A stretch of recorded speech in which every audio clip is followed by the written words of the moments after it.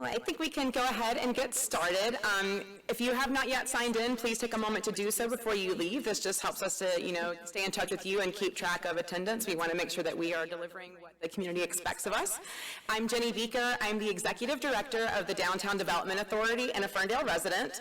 10 years ago, I moved here to Ferndale because of the walkability and bikeability of the community, and so it's really an honor to serve here amongst so many other great citizens. So tonight's presentation is going to be focused on safety, what's important for the public to know whenever you're commuting, whatever means you are commuting by, with particular regard to the bi-directional bike lanes that have been developed along Woodward.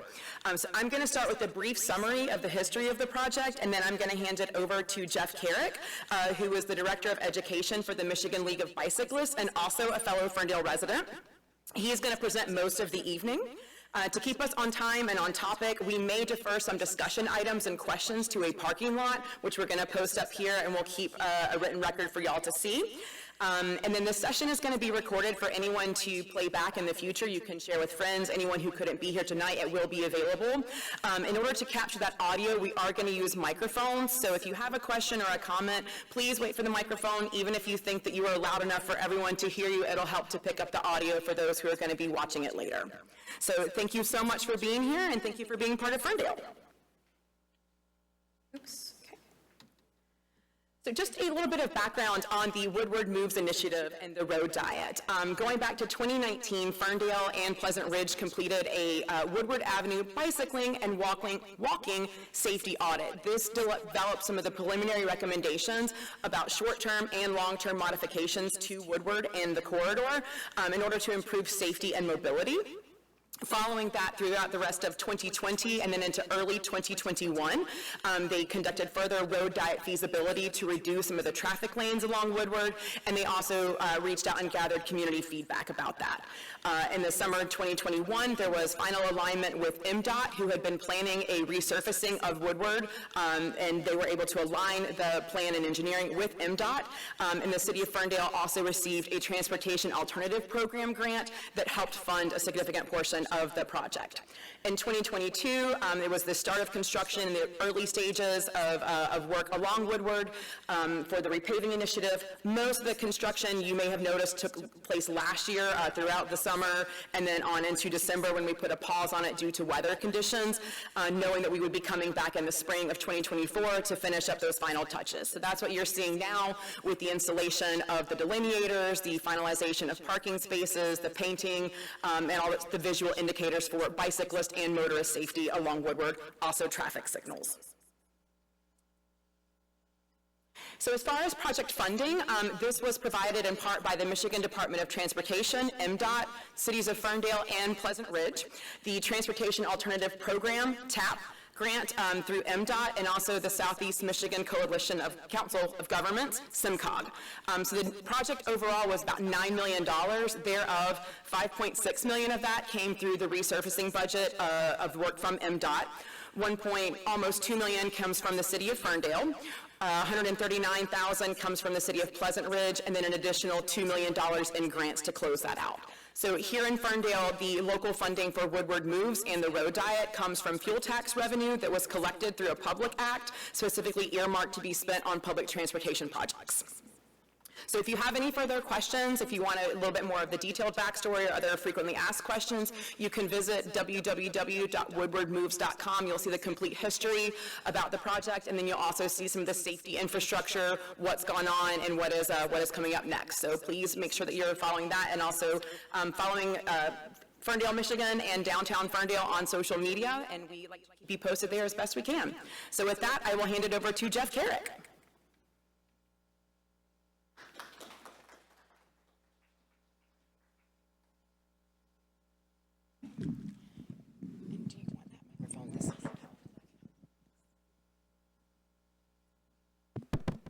Check.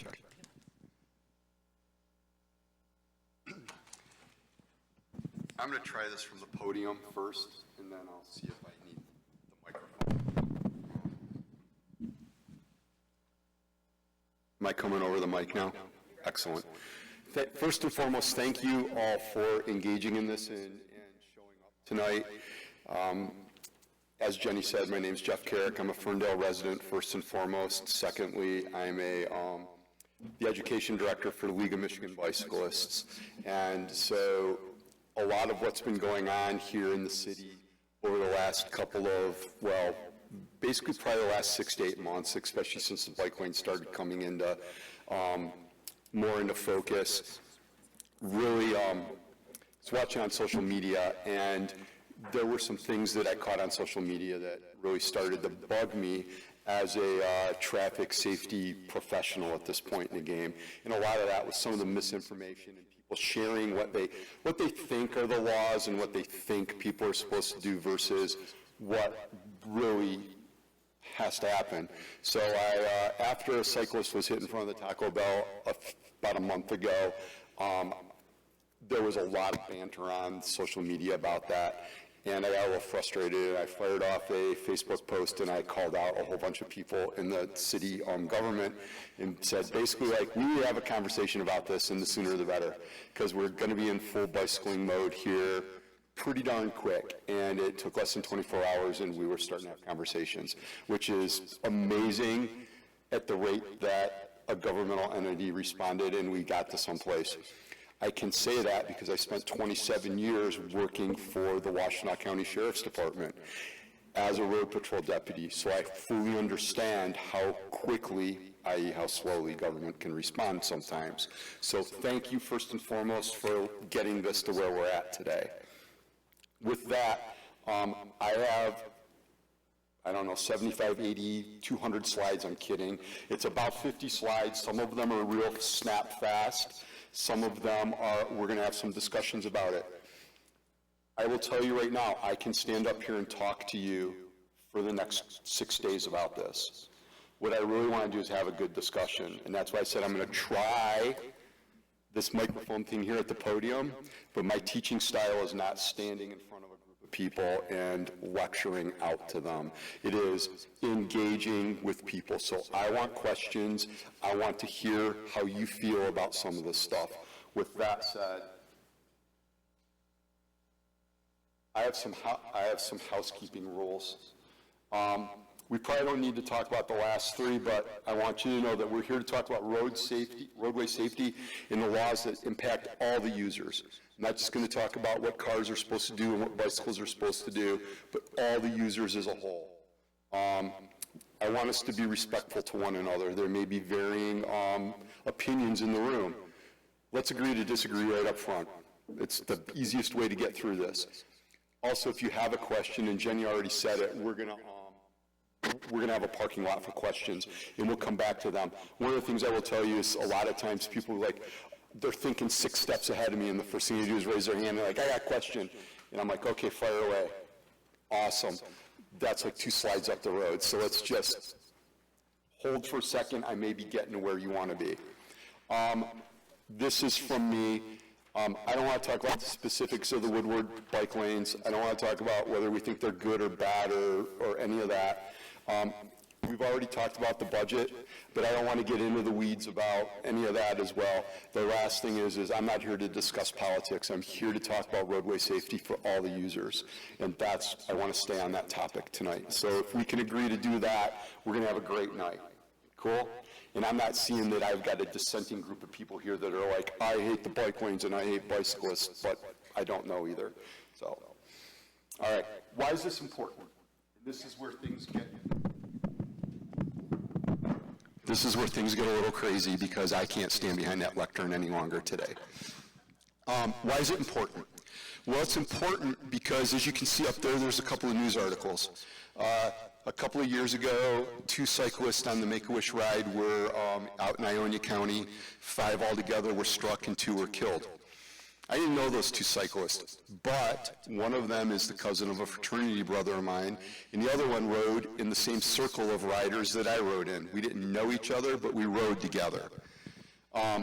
Beyond that, shortly after that, in Allegan County, another cyclist was struck and killed, like less than 2 weeks later. So 2023, 2023, we're in 24, 2022-ish, I guess, is when that happened. And then everybody, if you're in the cycling world, you're familiar with the Kalamazoo fatal crash where pickup truck mowed over a bunch of cyclists. I'm going to share two stories real quick on this because it is personal to me.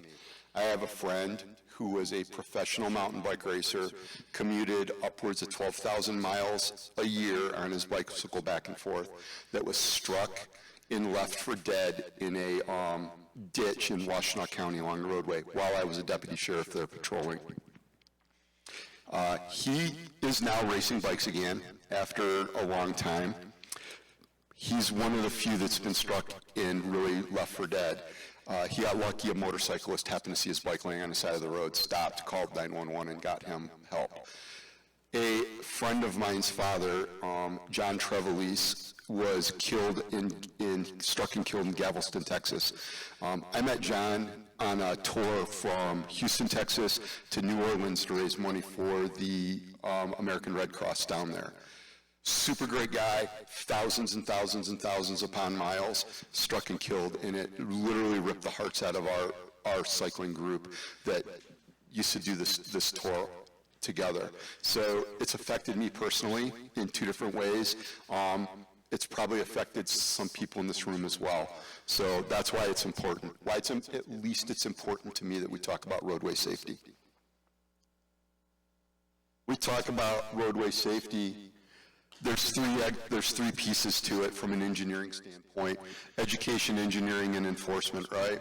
And in the past, education has meant rules. Engineering has been done for speed. And enforcement was our local PDs going out and making sure that everybody was following the rules. That's great. It works okay. It's a problem, though. Mostly it's a problem. Can you run that for me? Thank you. Mostly it's a problem because we're engineering for motor vehicles and we're not engineering for the rest of the roadway users out there. And that's what's gotten us to where we're at, kind of out on Woodward and around southeastern Michigan at this point in time. The systems must be designed for all of the users, not just vehicles for it to be safe. The problem is engineering impacts all of us all the time. It impacts pedestrians, motor vehicle operators, bicyclists, Amish people in buggies, kids on one-wheelers, you name it, it impacts them. Education and enforcement only impacts some of us some of the time. So we're here now. I'm going to put forward a little bit solving the problem. If you can, next slide.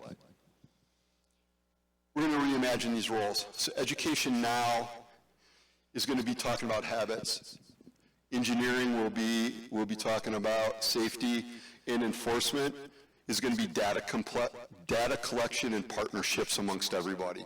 So that's how we moving forward. Some of our planners who might be in the room already know this because this comes from the planning world, right? But I want us to think about it. I want us to think about we are these people now. What are our habits when we drive our automobile? What are our habits when we ride our bicycle? What are our habits when we walk? When we're walking around, are we looking at what we have to deal with or riding around or driving around? What do we have to deal with? Can we see that it's safe or if it's unsafe? And then when we get to our law enforcement partners, there's one in the room. Thank you, Officer Roth, for being here with us today. It's giving them data and working in partnerships so that they can go out and actually help us solve some of these problems as well. Clear? Cool.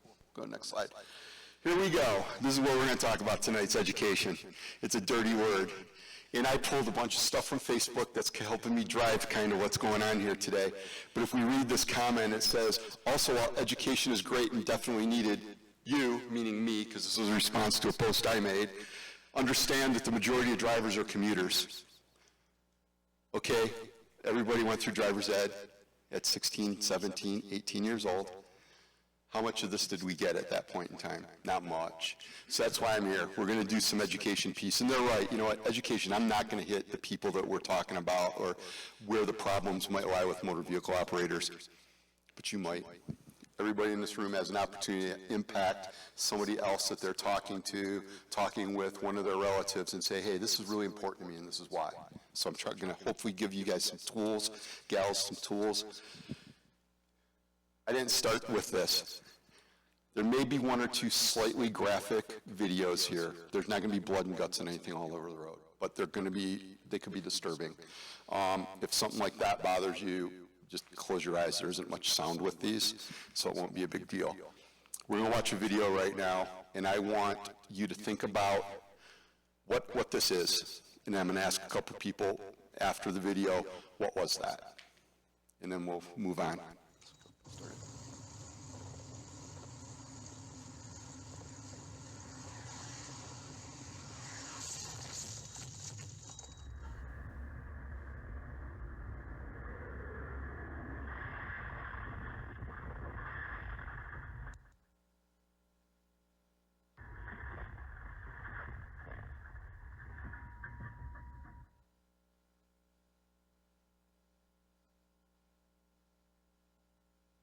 What was that? What was that? Could be a distracted driver. What would you call that if you were going to describe that to somebody? What was that? There's that word. Next slide, please. It's not accident. Accident's when you reach across the table for the milk and you knock the salt shaker over. That's an accident. We're seeing it here too. Go back to that last slide. Kalamazoo works on cyclist safety amidst rising bicycle accidents in Michigan. Not accidents. Go to the next slide.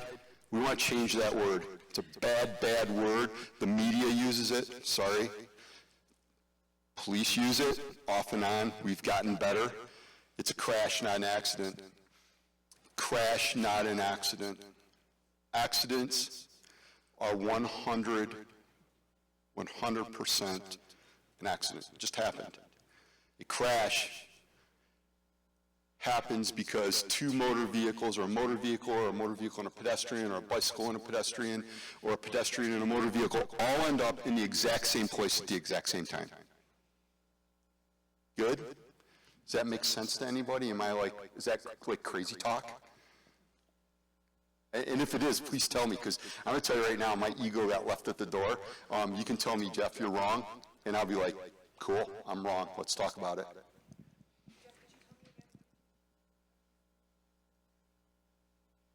To me, an accident is just that. It's an accident. The way I describe it is, you're reaching for something and you knock something over inadvertently. It inadvertently happens. We took accident out because where the word accident started was back in the early days of the labor workforce. They reported accidents, right? You fell off of a 17-foot tall ladder. That was an accident. What they didn't say is that they were walking through soapy water, then they climbed to the top of that, right? They were just trying to classify it as a way that it was kind of meh. We're trying to talk about these are crashes. From a road safety standpoint, these are crashes. They're motor vehicle crashes. I could get into the weeds about what's reportable and what's not. I don't want to, but I want us to start thinking about that in a different way, that it's a crash. If I can go to the next slide. We're going to talk a little bit about the last 11 years in Ferndale, and these numbers are not impressive. I'm going to tell you that right now. Go ahead. We had 5,000, roughly 5,400 crashes in Ferndale over 11 years. What's that, 490-some crashes a year? Not big. It's not monstrous. Only 92 of those crashes involve cyclists. Super, super small number. Next one, 75 pedestrians. Next one. 9 fatal crashes. That's all that there have been in the city of Ferndale in the last 11 years. 9 fatal crashes. I'm going to tell you right now, Ferndale, pat ourselves on the back because we're kicking the daylights out of the national numbers. Killing it in this city. Actually, we're not. That's a good thing. Go ahead. None of those fatals, 0 cyclists were killed. I'm loving this, right? Go ahead. 1 pedestrian. So we're really doing well as a city when it comes to fatal crashes. Now let's talk about injuries. There were only 848 injury crashes. We get the next numbers. 79 involved cyclists. It's just about 9%. And 66 involved pedestrians. What's significant here is, well, I forgot to move this. Put the next, click it one more time. It was my mistake. Cyclists suffer an injury in 86% of the crashes they're involved in. So although we've only had like 79 injuries, 86 of those 79 have had, 79 cyclists involved in crashes. They're likely to be injured 86% of the time, and pedestrians 88% of the time. So if a cyclist gets hit by a motor vehicle or pedestrian has a collision with a motor vehicle, there's a high chance that there's going to be an injury, and that's just not acceptable at any level. So we're going to try and talk about some things. Everybody's going to hate me. I'm from Cleveland, Ohio originally, or just outside of Cleveland, Ohio originally. So we're down there this winter and saw the sign. It's people over cars. And I'm not here to tell you that we should value, I am here to tell you that, I'm not going to lie. We should be valuing people's lives over automobiles every day of the week. And unfortunately, we have a hard time with that all over the place. So this is in an area, this is by the West Side Market in Cleveland, which is as busy, that area is as busy as everything we have in the city of Ferndale on a Thursday and a Friday night, Saturday night here. Lots of walking, lots of biking, lots of people moving in motor vehicles. This is what they've done down there. So let's go to the next slide. It helps move into this. Where I'm going with that is, when we report crashes, you're going to see like this report from Lexington, Kentucky, where they say 2003 Toyota Ford Runner collided with a bicycle. Car collided with a bicycle. Two inanimate objects collided. We didn't talk about the driver of the motor vehicle, what they were, what their deal was. We didn't talk about a bicyclist, a human. We talked about two inanimate objects. That's tough for me. And it's tough to grasp a piece around safety when we're, again, not valuing the human factor of that, period. How am I doing so far? You guys all right? Anybody have any comments? Because I like I said, I can sit up here and talk to you guys all day for the next 6 weeks. Ted knows. So, comments? What do you think about this? Do you think that that would help us in our conversations? Because I see it a lot, where I see them talking about that bike was in my way, that one-wheeler was riding down the street and they were causing trouble. They're not talking about the human aspect of it. And I have a feeling I'm pretty much preaching to the choir in this room at this point in the game, but you can reach who you can reach. All right, let's go. So this is my kickoff into what we're going to talk about. Gee, I saw a delivery a few days ago for Subaru. The trailer had to take up one lane. My question is, and there's like 6 questions here. If there are 60 bikers on Woodward going south, which lane are they required to use, and can bikers be arrested for using non-bike lanes in groups of 10 or more? There's a whole lot of, that's just one question. That's like 5. So we're going to answer all 5 of those, and maybe some more. So next slide, please. First, we got to start out with what is a bicycle? Anyone in this room, what's a bicycle? Besides my bike shop employees, and I know there's at least 2 or 3 in here. So anybody else besides them, what's the definition of a bicycle for the state of Michigan? Please don't make me do this. Take a guess.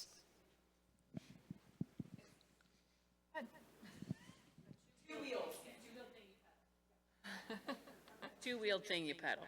A two-wheel thing that you pedal. I think you're pretty close. Go ahead. A bike is a device propelled by human power, 2 or 3 wheels, So bicycle and a tricycle is technically a bicycle.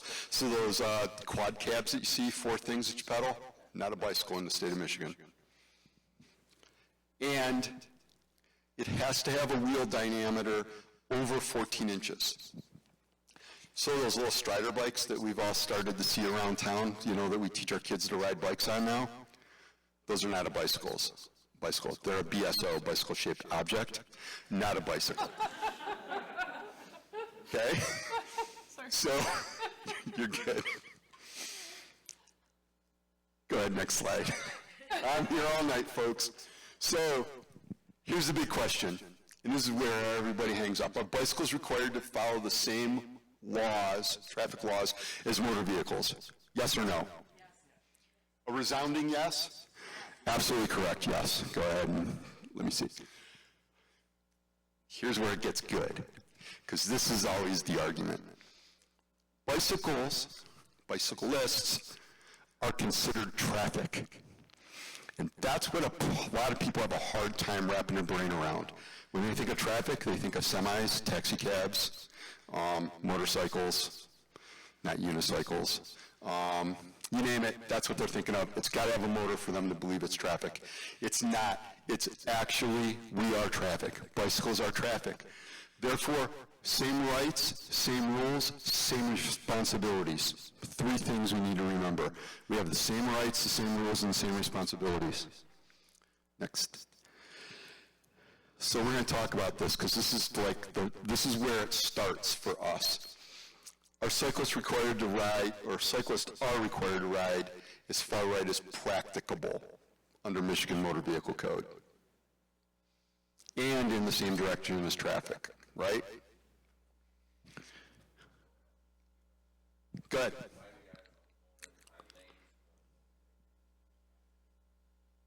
I will come back to that. I'll come back to it. You missed the first part. I'm not gonna jump up and down about what's out here on Woodward, but I'll talk about that. I'll answer that for you. Give me a minute. The same direction as far right as practicable. Can anybody tell me what practicable is?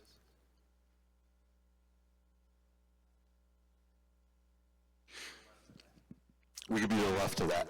I want a definition for the word practicable. That's probably the best answer I've ever heard, and I've done this class for law enforcement all over the state of Michigan and citizens for all over the state, a slightly different version of it, but nobody can answer that. I'm like, can whoever wrote that word in Lansing in the legislature get that for me? Can they define it? And nobody, but I like that the best that you can. Click. He said practicable is basically defined as the best you can, and I would agree with that.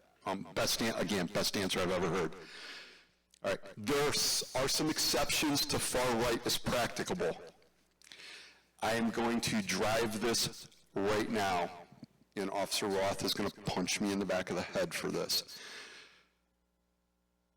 The person who determines what practicable is the person who has 2 wheels underneath them and is pedaling that bicycle down the road.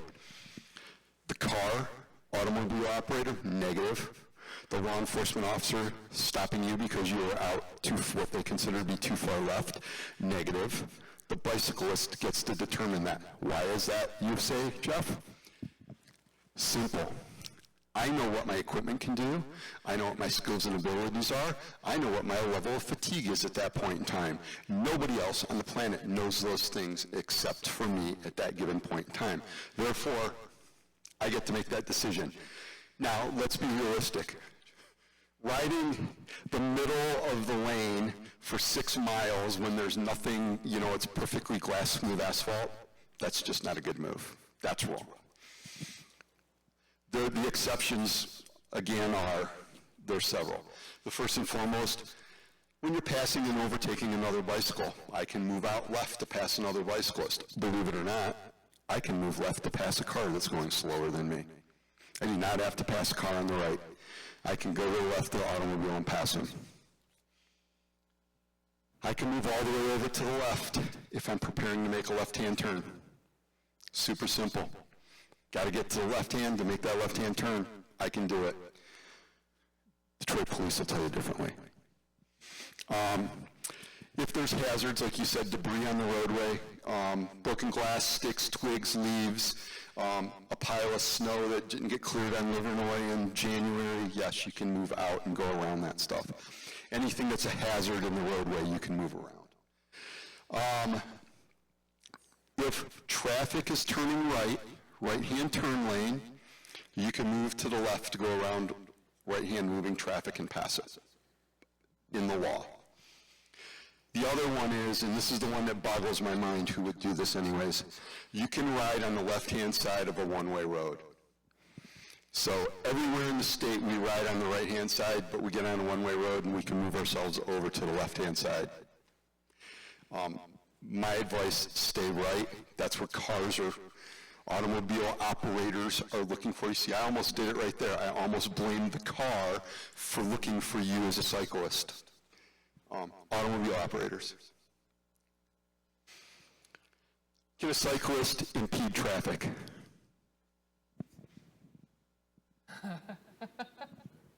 Yes. A cyclist can be written for impeding traffic. Under what circumstances? I don't know. This is why thank you, because I know I put you on the spot. Sorry, I did. I hit you. Bicyclists consider traffic. Traffic can't impede traffic. Can a bicyclist be cited for impeding traffic? Yes, under some circumstances. If I'm out riding like a clown in the middle of the road and weaving back and forth and backing up traffic behind me, absolutely. But if I'm riding on the road legally, as far right as practicable, given the roadway surfaces and everything else, can't stop me and write me for impeding traffic. If there are 10 cyclists, good. So my question to that is that really obeying the law then, if you're weaving and all that? That's what I'm saying. Otherwise, riding legally, if I'm riding legally, I can't be cited or stopped for impeding traffic. If I'm riding erratically and causing other problems and you can articulate it, then yes, you could be written for impeding traffic. I'm aware of a gentleman in the state of Michigan, not in this area, who has received no less than 15 traffic citations for either I'm impeding traffic or riding too far to the left. Not only has he received the tickets, but the magistrates and the courts have upheld them, even though the law says they can't be cited and or held responsible for it. It's kind of a goofy thing. Does this make sense to everybody? Anyone have a question on it or a comment on it? I'll take comments. Okay. I'm just concerned about somebody going completely, let's say 10 miles an hour down in the middle of the road. Is that, to me, that's impeding traffic. So, are they riding legally? That's the first question you have to ask. Well, again, are they riding legally? They're not swerving, they're not drunk, but 10 miles an hour and in a 35 mile an hour traffic thing, I don't think that's, I personally wouldn't do it. I'd pull over, right? Right. But I mean, that seems like a inappropriate thing to be doing. Well, this is great because I just looked back there and there's a word on the wall. Equity. So I'll give you an example. I have the ability to ride my bike for a distance at 18 to 20 mile an hour. Right. The next person behind me may only have the ability to ride at 10 mile an hour and they're riding legally in the roadway. Is it equitable to hold them to a different standard based on their physical ability? Well, I would say, personally, again, I'm a rider, okay, so I don't have any issue with riding on it. But I guess I'm wondering, if I was doing that, if I felt fatigued and I was only able to go 10 miles an hour, I would get over into the shoulder and ride properly on the right-hand side of the, or with the traffic flow. Again, we're talking about making sure that, like, is that shoulder good to ride on? If that's, and that's a personal preference. I'm not saying for everybody to go out here and be a social, you know, be a civil dissident and go out. Start riding as far left as you think you can get away with and backing up traffic on any road. I'm just letting you know that if you were to be stopped for it, there should be a pretty darn good reason. And maybe the person doing 10 mile an hour on Woodward, who's, and we're going to get to that because it's going to frost a bunch of people's behind. I wasn't actually thinking about Woodward. I was thinking about, and maybe we shouldn't even talk about it. I was thinking about maybe you're riding on Livernois and you're not riding in the bicycle lane, but you're going 10 miles an hour in the middle of the road. And there's, you know, 10 cars backed up. I mean, there's a lot of places where they'll say, if you're impeding traffic for more than X number of cars, you need to pull over, you know. Right, I'm not aware of that in the state of Michigan, though, as part of the impeding traffic law, and 27 years in law enforcement, I would be pretty aware of that. I've seen it, I mean, on signs, you know, but. I won't argue with you. Yeah. I'm not here to argue, I'm just here to. I'm not trying to argue either. I'm just wondering what the appropriate thing to do is if you've got, somebody going 10 miles an hour in a non-bicycle lane and impeding 10 levels of traffic in the back of you. Every officer is going to be different, so I can't speak for law enforcement as a whole. My approach to it, but I'm bicycle friendly, would be to have pull over, have a conversation with them. Hey, can you tell me what's going on here? If they can articulate it, I'm going to be like, have a nice day. If they're like, one of those, sorry. Well, don't get me wrong. I mean, I'm totally bicycle friendly. I mean, I'm like totally into this. I just was wondering what the appropriate thing is to do based on. The appropriate thing to do for cyclists is to be a good citizen, right? I guess that's where we're at right now, is that if this is the situation, then we should be a good citizen and pull over. And that's my whole goal with this. Yeah. Again, I 100% believe that I'm probably about 99.9% sure I'm speaking to the choir here. Yeah. The person I really need to be speaking to wasn't going to step in this room with me. You're kind of saying, like, it's not illegal. It could be annoying, but maybe they're there because it's not practicable. So we could assume it's not practicable for them to be. They could just be. Correct. You're talking about legality. I'm talking about the legality, but the other piece is, so you brought this up, let's stay here for just a second longer. You're now looking at it through an empathetic lens. That's what you just did, right? You're like, maybe there's something else going on with them that you didn't think about before. Had we not had this conversation, you'd have been like, that fool's riding in the middle of the road. They've got 10 cars backed up. I don't know why they're riding in the middle of the road. There's an organization here in the state of Michigan, Peak. It's, I knew as soon as I said it, I was going to drop what it stands for, but it's, Peak. No, Peak, P-E-A-C, which is people educating all cyclists. So their goal in their group that they work with are cognitively impaired. And I can tell you right now, if you were behind one of their riders riding down the street, there's a real good chance that you wouldn't know that they were cognitively impaired until you stopped and talked to them. So there's an example of that whole, we don't know what's going on with them. We might be annoyed by it. I can tell you right now, the cyclist that's holding you up at 10 mile an hour, you probably know this already, is only slowing that automobile down for less than 5 seconds of their entire day. If their 5 seconds is that important, that alarm clock should have been set 5 minutes earlier, right? Think about it that way. If I can't give you 5 seconds out of my day, I'm running way behind. Again, probably preaching to the choir.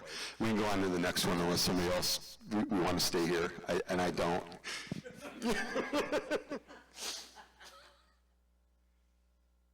So here's the next one. Is riding two abreast considered impeding traffic? So in the state of Michigan, I think there's a little, one more piece there. In the state of Michigan, you can ride two abreast legally at all times. people get frustrated about that. They're like, well, the lane's too narrow, and I've got these two cyclists riding side by side, and they're blocking traffic. And we're going to get to when you can pass a cyclist and how to do that sooner or later tonight. Riding two abreast, I always put it this way. If we're riding two abreast and you need to pass them, and there's 20 of us, if we are in a single file line, we are roughly 8 feet long per person, given space between the bicycles. It's 160 feet that you have to pass. If we're riding two abreast and we are now 80 feet long, the passing time is half the time. Half the distance, half the time. It's actually safer and more efficient for the bicyclists and the motor vehicles for the cyclists to be two abreast for passing purposes. So a lot of people are like, well, that's crazy, because what if I'm on a double yellow line in a no passing zone and there's 20 cyclists riding in two single file lines in front of me? How do I get around them? Guess what? Here's a mind blower. In the state of Michigan, you can cross a double yellow line to pass a bicyclist as long as it is safe to do so. And the safety falls on you as the passing motor vehicle. So if you got a nice long clear shot down the roadway and there's a double yellow line, and me and all of my cycling buddies who are causing everybody a bunch of discontent here in the state are riding down the road, you can cross over that double yellow line and go by us. Boom, and get right on over, just like you would, but you can't do it for a motor vehicle. You can do it for bicyclists. So a lot of people don't know that. Last two law enforcement classes I did, I had a whole bunch of cops sitting in the room going, "You're lying." And I'm like, look it up. Look it up. So, next one. Because I can stand up here and talk all day and you will get tired of hearing me. I get tired of it. We're going to watch a little bit of a video, but I want to ask the question. Are cyclists required to ride on the sidewalk or in a crosswalk? Are they required to by the state of Michigan? Nope. Thank you. Go ahead. And Law does not require or prohibit sidewalk riding, but allows it to be prohibited by local ordinance and posted signs. Bicyclists must yield the right-of-way to pedestrians on sidewalks and give an audible signal before passing, and should take extra caution when crossing driveways or intersections. Drivers must yield the right-of-way to cyclists at intersections, whether they are in the travel lane or coming off of a sidewalk. Catch that last part? Motor vehicles got to yield to a bicycle in the travel lane. Catch the last part. The motor vehicle has to yield to a bicyclist in the travel lane, whether they're in the roadway or coming off the sidewalk. This is an important piece of information that we're not going to talk about right now because it has to deal with some of the infrastructure that was built here. But it's important to know that. Go to the next one. I will say this, mostly as a Ferndale resident, but also working for League of Michigan Bicyclists, we don't recommend riding on sidewalks at all. Riding on sidewalks mixes and this is where people jump on me, mixes a lower speed form of transportation with a higher speed form of transportation. People go, well, that's what happens with cars and bikes. It's different, because pedestrians don't have rules on sidewalks.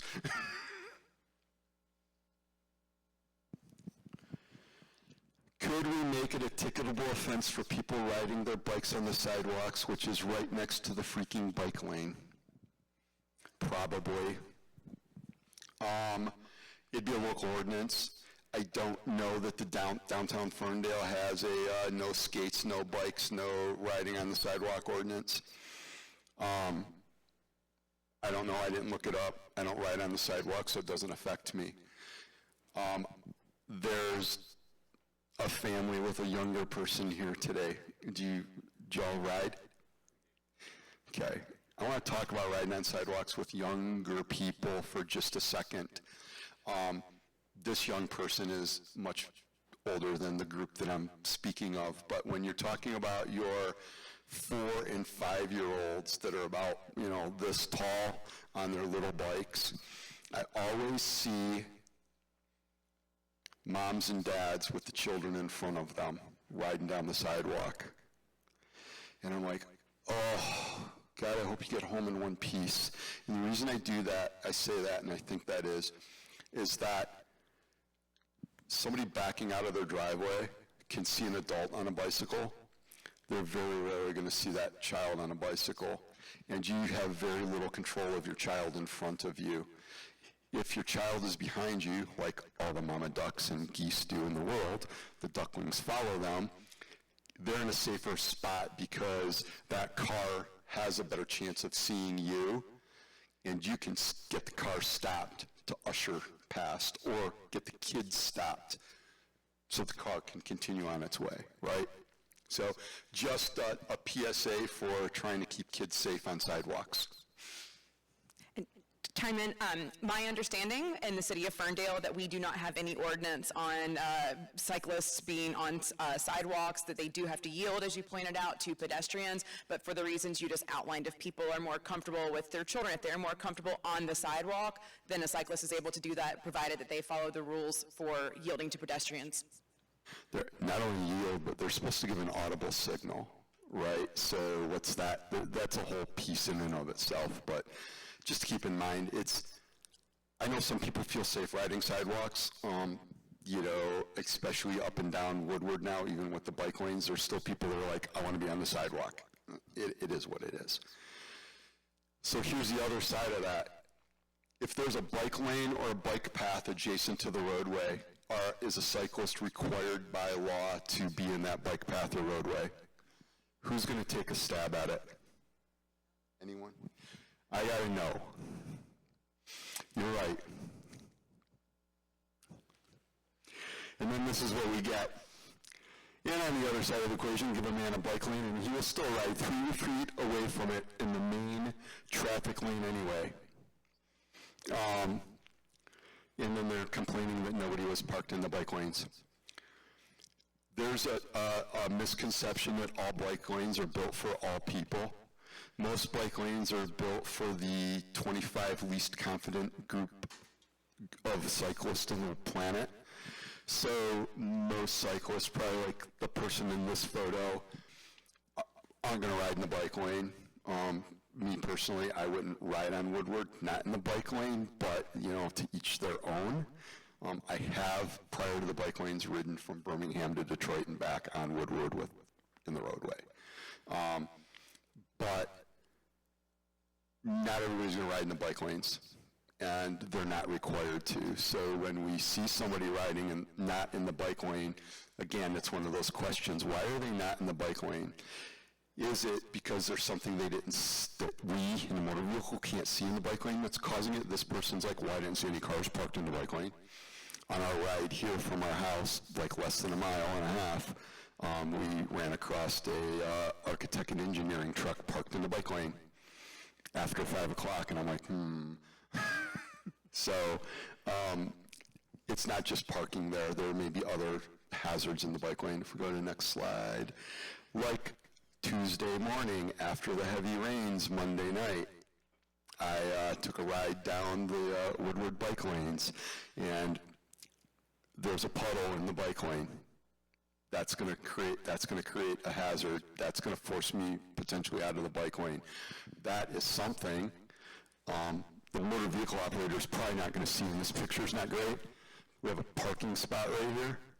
If there's a car there, car on Woodward's not going to see that puddle. They're not going to see the reason that I'm leaving the bike lane.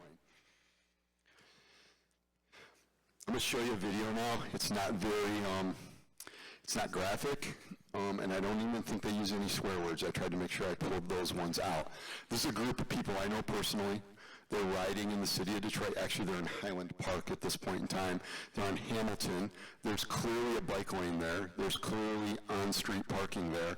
And the lane is clearly less than 11 feet wide now that they did a thing on Hamilton. And so they're riding in the traffic lane.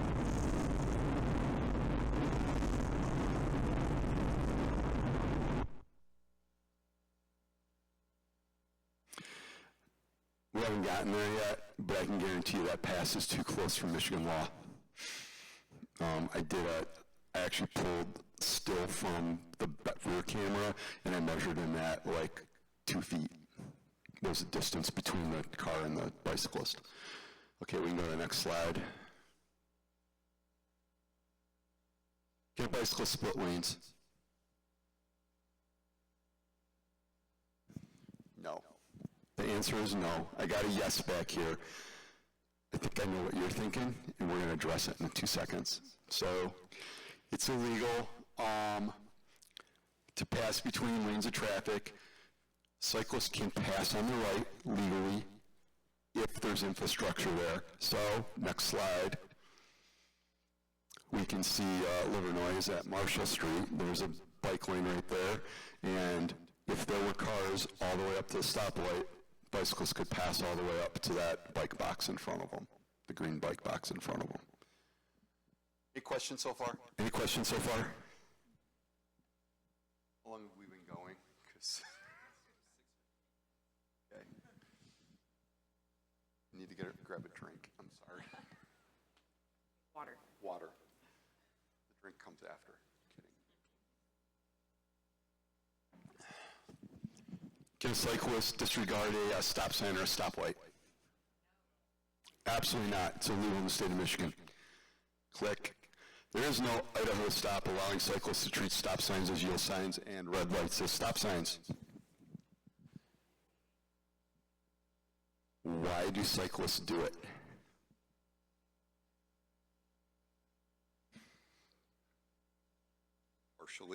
Partially momentum.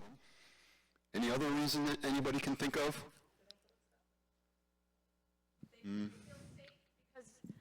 They don't stop because they feel safe that they can cross, and they've seen that traffic is not going to hit them Correct. and lose momentum. Part of it. There's no enforcement. We talk about this all the time. So,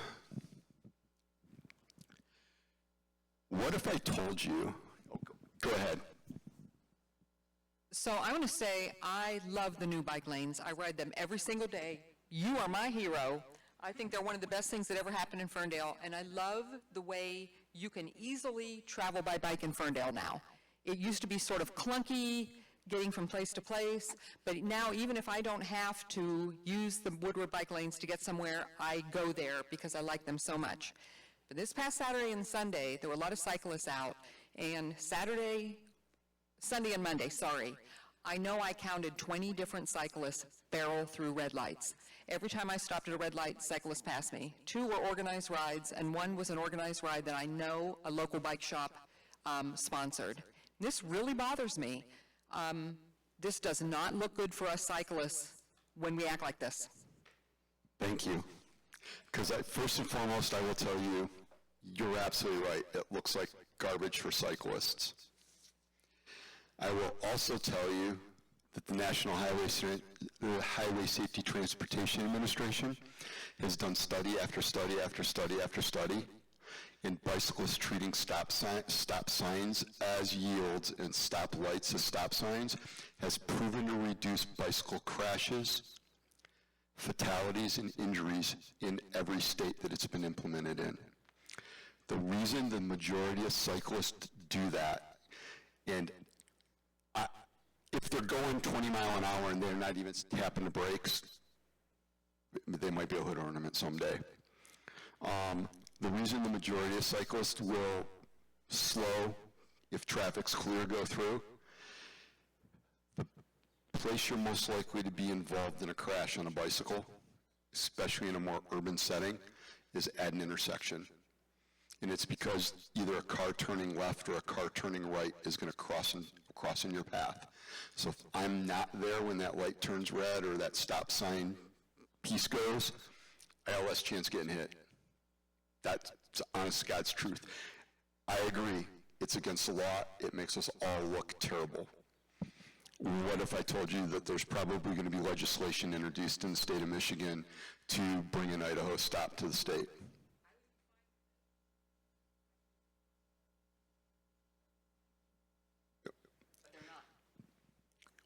Well, I'm going to show you cars not following the law here pretty soon. I agree with that too. Look, I agree with that too, but I feel like we're in a time now where there's a lot of controversy here between drivers and cyclists really don't like these new bike lanes, and I love them. And I want all the arguing to stop. And so I want cyclists to obey the law as it exists now, so that we don't look like we just don't care about anybody but ourselves. I understand where you're coming from, and we're not going to stay here, because we could argue this all day. We could spend the next 6 hours here talking this point. I will tell you that I agree that we are our own worst enemies 99% of the time. I will also tell you that the people that take to social media are like, a bicyclist just ran a red light. They didn't tell you about the 17 cars that did it in front of them. Right, so I handle it with I know it happens. I get that it happens. I'm probably do it myself. I will also tell you that one of the reasons it happens more often here in this area is because the city of Detroit, which I love to ride in and ride hundreds of miles there a year, has a culture and philosophy where bicycles are more accepted by the motor vehicle drivers in the city of Detroit than they are in the suburbs. When you ride in the city of Detroit and you roll up to a stop sign and a car is getting there at the same time, more often than not, so no statistic, more often than not, car's going to wave you through. If every car starts waving you through, or the majority of the cars start waving you through, what does that build as far as the philosophy for cyclists in the area? They're like, the car's going to let me through. Because that's the culture. And the culture's been, that culture has been cultivated over the last probably closer to 10, 11 years. So we have to, we can do what we can do.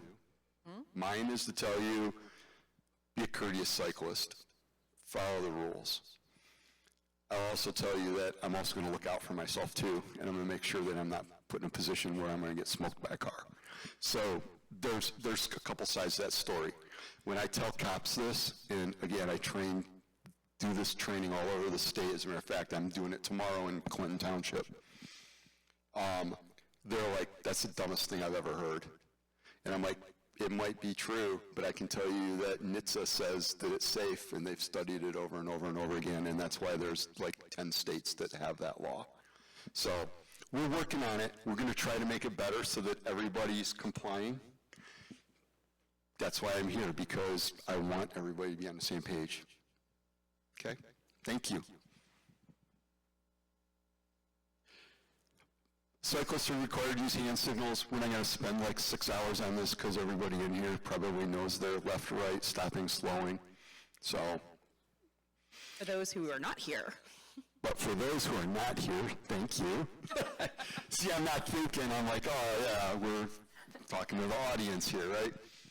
So we have our left-hand turn, we have our right-hand turn, and we have our stopping and slowing. And then we have this alternate right-hand turn. We have a right-hand turn. Enough said. Jeff, which arms are you supposed to use for those signals? We want to use our left hand. The reason that they use our left hand is because back in the 30s, before there were turn signals on motor vehicles, you put your arm out the window and you signaled what you were going to do, which is why we have right turn, left turn, and stopping, and the alternate right-hand turn. Cool. Next one. Oh, yep. Now we're going to talk about all that paint, because this is what I think everybody, this is like some of the stuff. We're going to get into some of the stuff right now. There's a lot of paint out there. I used Woodward because it's got a lot of paint on it, and that paint is universal across the state of Michigan. So we're going to talk about it. I used pictures directly from Woodward, so let's go to the first one.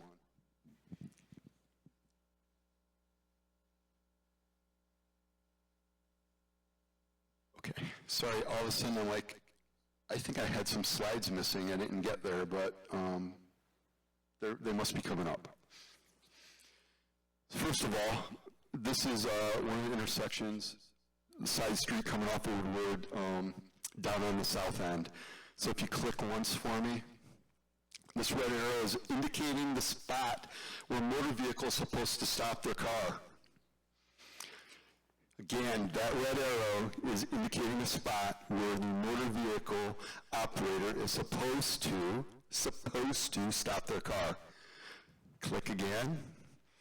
The next arrow is the pedestrian crosswalk, which is often the place that the motor vehicle starts to slow down before they stop their car.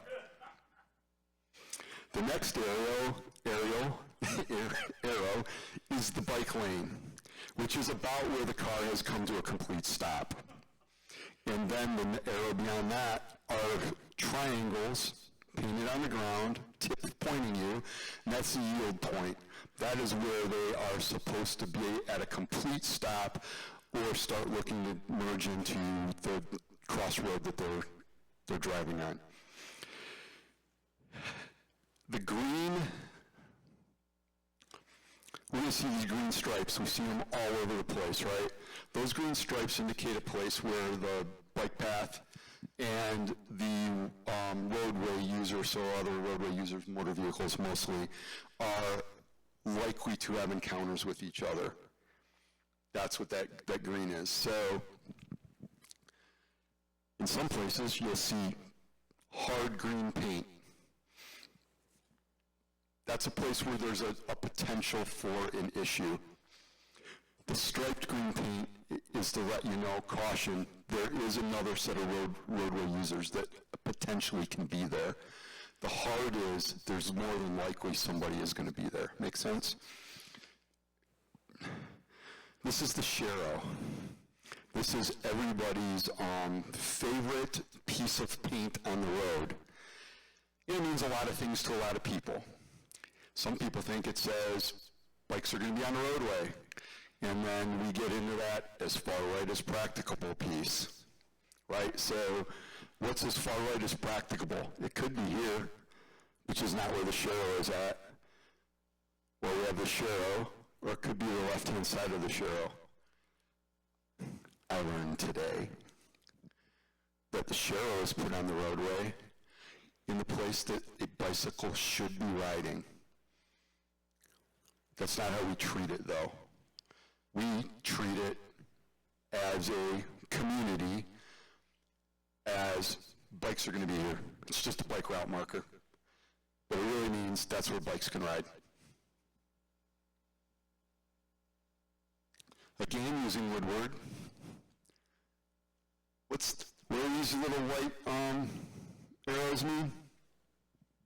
Direction the bike should be going. No.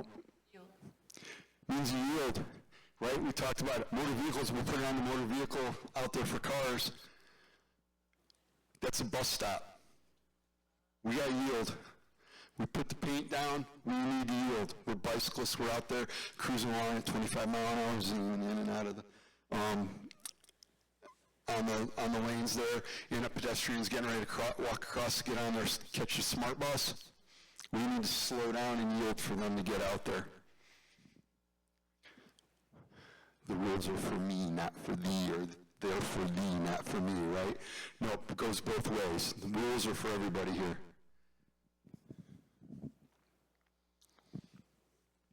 I need a audience participant for this.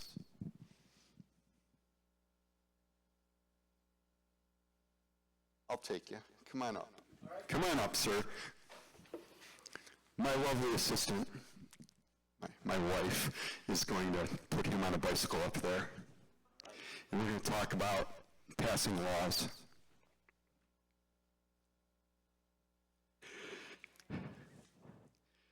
Minimum passing distance for a motor vehicle in the state of Michigan is 3 feet. This little green pool noodle here is 3 feet.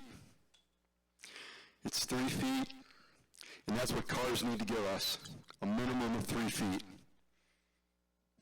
Pay attention there. And, you know, when you're just driving down the road and your car passes you at less than 3 feet, that's what it feels like.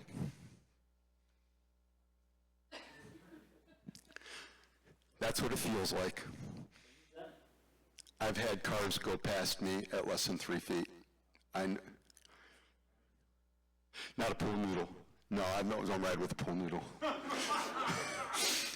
But I've had cars go by that close. So what I wanted to do here was I wanted you to see his response when I smacked that pool noodle, and he tensed, right? He got there. It's the best way that I can show you what it feels like for a car to go by you at speed, what the response for a cyclist is, which is to tense up and lose focus on what they're doing. Not fun. We did that to a police officer in Lansing here about 2 months ago at a traffic safety summit, and he about came off the bicycle 7 ways. So, but now he knows. I do that for visual effect. Ted thought he was going to get pulled up here to do it. You can click on the next one. 3 feet, please. It's 3 feet in the state of Michigan. It's 5 feet in 9 communities in the state of Michigan. So they've made it a local ordinance. And if you ask me to rattle them off, I can give you about 4 of them. Because it doesn't apply to where I work and ride, so I'm like 3 feet it is. I said this earlier, in order to give a cyclist 3 feet, you can cross a double yellow line. We can cross a double yellow line to give a cyclist 3 feet as long as it's safe to do so. That's what 3 feet looks like. A lot of people think that 3 feet is from like the door, the edge of the door, all the way out to the middle of my bicycle. And it's not. It's the widest part of the bicycle, the widest part of the motor vehicle. Now, here's the killer piece, and I got asked this, and we're like, I'm not sure how this works out. What if I'm wider than the bicycle? Could be, right? My elbows could be out, right? I don't suggest people ride as far out, like their elbows out as far as possible and test this theory.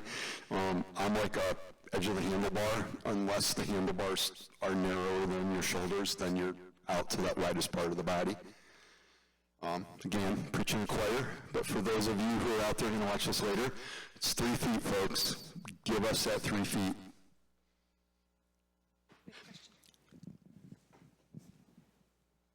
What about with a bike lane? Like if you're in the bike lane, they obviously can get a lot closer, right, or no? They need to give you 3 feet. All right. So if you're in the bike lane and they are closer than 3 feet, first of all, I'm wondering what they're doing there, because they gotta be almost, for most of us, they're probably in the bike lane with us if they're less than 3 feet. But yeah, even if you're in the bike lane, you're on the farthest left-hand edge of the bike lane, so we're just on a one-way bike lane, and they go around you, they need to give 3 feet. We're gonna see a video.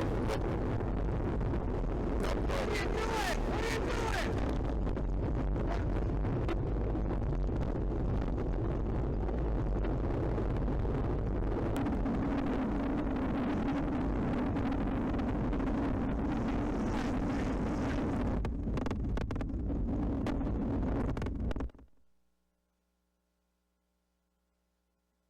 You can go ahead and click to the next one. Talk about that for a hot second. That was here in Southeast Michigan. It was in Birmingham, or just outside of Birmingham. The 25-mile-an-hour zone. The group of cyclists that was riding there averaged 25 miles an hour on a regular basis. I know everybody that's in that video. No passing zone. They're going the speed limit. And this person, doctor or lawyer, had a huge, wherever they had an appointment they needed to get to, was way more important than these cyclists going down the road. Some people have commented, well, they were out farther than, they were out a little bit more in the middle of the lane, right? We can see that at the beginning. But as you see, as the vehicle makes the pass on them, what did the pavement look like? It was all chunked up and potholed up. They're also riding like 25C tires, so they're not riding a big wide hybrid tire, they're not riding a mountain bike tire, they're riding a super narrow tire, which could cause problems for them. Andy didn't get to see a bunch of this stuff when I taught this class because we've changed it since you went through. Oh, in Lansing you saw it, but when we taught the original bike ped class, it's changed significantly since you went through. So, here's some other motor vehicle violations we need to be aware of. Dooring. So right now, dooring is not a state law. It's a local ordinance. There's a good chance that that's going to be introduced real soon to the legislature to make that a state law, which will mean that you won't be able to, anywhere in the state, open your car door in the traffic, in bicycles or traffic, and impede that or cause injury to them. You also won't be able to open your passenger door onto the sidewalk, impeding the flow of traffic on the sidewalk, which for some of us who ride Cass up and down in Detroit means that the people who are in Midtown getting ready to go to one of the establishments there can now have to get out of their car and quickly get out of the bike lane because their car door covers half the bike lane. So hopefully this will get passed, but right now it's not a state law, but it's a Michigan Uniform Traffic Code. So like Ferndale's adopted the Michigan Uniform Traffic Code. So just so I'm clear, Jeff, is that saying then that if that passes statewide, that those people in the vehicles have to yield to the pedestrian or the cyclist? They have to look first before they open their car door? That would be correct. Well, right now, they're not necessarily as mindful of that. Again, it all depends on the city, right? So Ferndale has adopted Michigan Uniform Traffic Code, like City of Detroit is a Uniform Traffic Code city, but some cities aren't. So if they've adopted it, it's already illegal, but they want to bring this to the statewide level so that those pieces of those rules apply across the whole state, not just to some little areas. We can go to the next one. So it just gives you the rules. Next one, please. So here's a little video on dooring. Dooring. When a car door is suddenly opened into a bicyclist's path, the result can be severe injury or even death. This is called dooring. The Michigan Uniform Traffic Code prohibits opening a vehicle door in a manner that interferes with traffic. To avoid a crash, drivers and passengers can use the Dutch reach. The Dutch reach is a common practice in the Netherlands. Open the car door with the opposite hand by reaching across your body. This turns your shoulders so that you're facing out the window and can see oncoming traffic. Any questions on dooring? Any questions on the Dutch reach? It works. Wish I would remember to do it all the time, but I don't. Excellent. Parking in the bike lane. Those that know me know that this is probably like my #1 pet peeve in the entire world. There's nothing that will get me more fired up than parking in a bike lane, including the City of Detroit PD up there. The firefighter in front of one of the fire halls in the City of Detroit. And then my favorite one in the far right lower corner is the City of Detroit parking enforcement, parked in the bike lane while they're doing parking enforcement.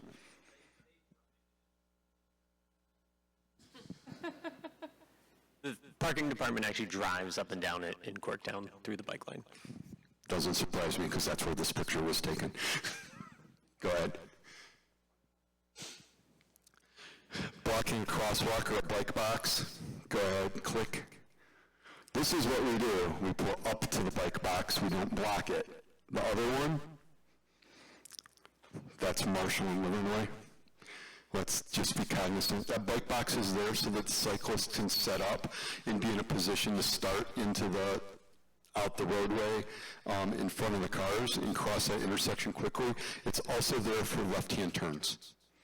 So let's not block it. Next one.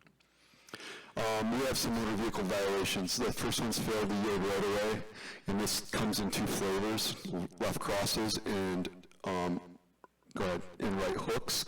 These are number 2 causes of accidents for crashes. See, I caught myself doing it just now, right? I said accident. Number one and 2 causes for crashes for bicyclists. A left cross occurs when a bicycle and a motor vehicle are opposing each other, and the motor vehicle makes a left-hand turn in front of them. And the right hook occurs when a motor vehicle misjudges the speed of a bicyclist, accelerates past them, and makes a right-hand turn. Go ahead. So here's a left cross accident, crash. Done it twice now.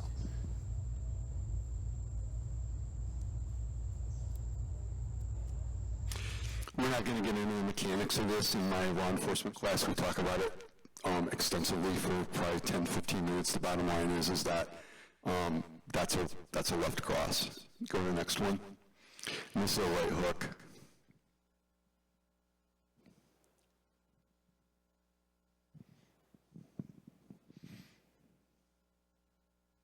See the car accelerate away from the bicycle?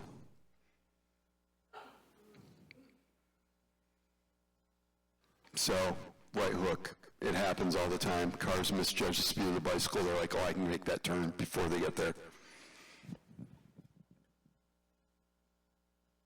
Have you seen any statistics of cycling having more crashes from a left hook when the bicycle is going the wrong way? So would be going against traffic? I have not. I know what you're asking. I have not, because I haven't buried myself in statistics. You'll notice that I've used more likely than and less likely than today. It just keeps me away from getting into this percentage of blah.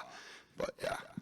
The reason, so to bounce off of that very quickly, the reason bicyclists drive or ride the same direction as traffic is due to closing speeds. If we were to do what pedestrians do and we were to ride against traffic, and I'm going 15 miles an hour and another vehicle is going 50 miles an hour, closing speed is 65 miles an hour. But if I'm going 15 miles an hour and that vehicle is going 50 miles an hour, the closing speed is only 35. It has a potential to lessen injuries for doing that. Fail to stop in assured clear distance. I'm going to set this up real quick. Go to the video. This is Franklin, Tennessee. This is the Nanch Trace. This is a national bikeway. It literally is signs everywhere along it. Bicycles have the right to the entire roadway. Go ahead.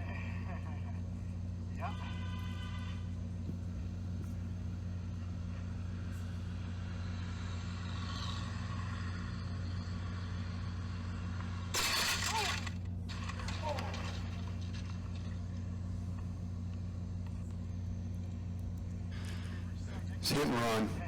They caught the driver. You can go ahead and stop it. I think because I have this off my law enforcement piece, I play it like 3 times and we go through it multiple times. It was the dean of students for a private school who was just in a big old hurry to get wherever they needed to go because they needed to be there. And he drove right on through, and I believe that there was a comment about those darn cyclists when they finally caught up with him. Disregarding a traffic control device, and we're talking about bicycles running red lights and stop signs and stuff. This was Tuesday. You gotta do this. So this is Tuesday morning. I got up, I wanted to take some good pictures after a good rain out here on Woodward. This is on Marshall coming up to Woodward, and you can see it's clearly a red light, and that car is halfway through its turn. I stopped real quick when I knew it was turning because I could see him edging up, and I stopped and grabbed my camera and took a picture real quick. We can go to the next one.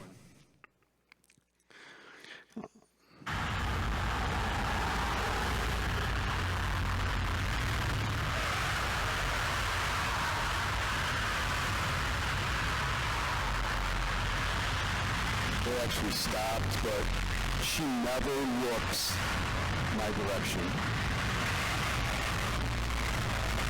But right before she goes to go out. And then she doesn't look up the bike lane. She's looking in the traffic lanes.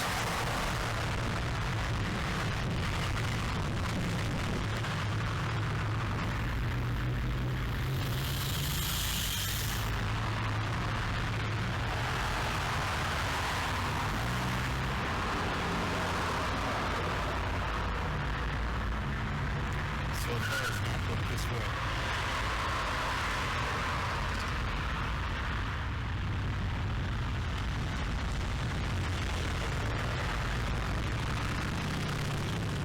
That was one car when the motorcycle right after it. I was getting ready to stop filming. I saw the motorcycle come.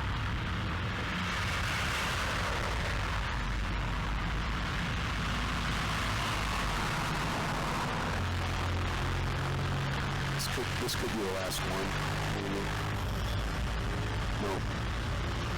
I sat there for so long and went just one more. I couldn't stop myself. All right, that was one intersection. It started at like 8:15 in the morning. I stopped filming at like 8:35. And I left some out. We could have had 5 minutes of video. So one intersection here in Ferndale where they're just rolling right through the stop bar, coming all the way into at least up to the bike lane before they're even stopping to look to see what's going on. So I'll ask a dumb question, because when you know better, you do better. So you're supposed to stop at that solid white, and then if it's clear, then you can creep up. Correct. Because it's clear, then you can see, because I'm like, oh, you can't see. Correct. But you stop, then you're like, cool, clear, I'm gonna creep up, and that's where those triangles are. That's what all that means. That this is a spot you need to be cautious, but you need to stop here before you can creep up to the triangles. Yes. Next. That's it. This is a video from outside of safety planning. Play lie or law. Lie or law. Drivers must allow at least 3 feet when passing bike riders. It's a law, folks. Bike riders must ride in the direction of traffic. It's a law. Drivers have more right to the road than cyclists. Lie. Both have an equal right to the road. Know the state laws. It's everybody's road, everybody's rules. And the last slide is my contact information. If you have questions, comments, concerns, you want to get a hold of me, want to have a deeper conversation about this, email me, and we can meet at one of the local coffee shops here in the city of Ferndale and sit down and talk. Thank you. Thank you so much, Jeff, for coming out, for being an engaged resident, for the advocacy that you do for cyclists. I think we've established many of us here walked or rode bicycles tonight, so thank you for educating everyone and reminding us that when we're driving, we are still mindful of what we might be otherwise. So. On your seats, you should have seen a flyer with this. There is a QR code here at the bottom. We would appreciate your feedback if you could take a quick survey for this. There's also feedback on the back about the Safety Town Bike Rodeo that is happening tomorrow. This is more targeted at children, but also for anyone who's got folks in their family who are riding. Please check out the Safety Town Bike Rodeo. It's at Garbett Park. And follow us for Safe Streets for All. This is a very important initiative that we are receiving grant funding across 7 communities here in the surrounding area. And we want to know, what do people want for safe streets? What does that mean to you? What kind of input should we have when we're designing safe streets? For those who are following online, there is the ability to take the survey remotely via Seamly.